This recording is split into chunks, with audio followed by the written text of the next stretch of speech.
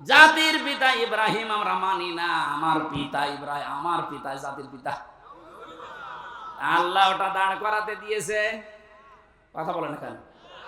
শুধু হেলিকপ্টারে উঠতে দেরি।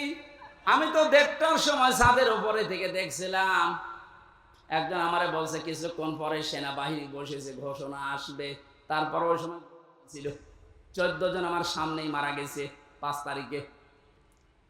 1:30টার পরেই কিছুক্ষণ পরে 2টায় উনি ভাষণ দেবে, হলো না 3টায় দেবে, হলো না 4টায় দেবে সেনাবাহিনীর প্রধান।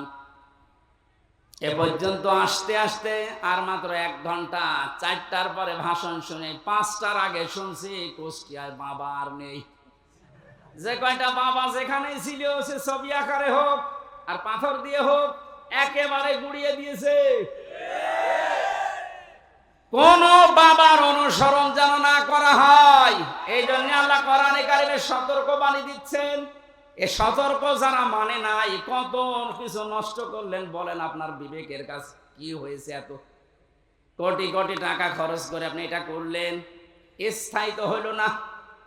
ঘন্টা ব্যাপী সময় লাগে না, যে যেটা দিয়ে পেরেছে ভেঙেছে।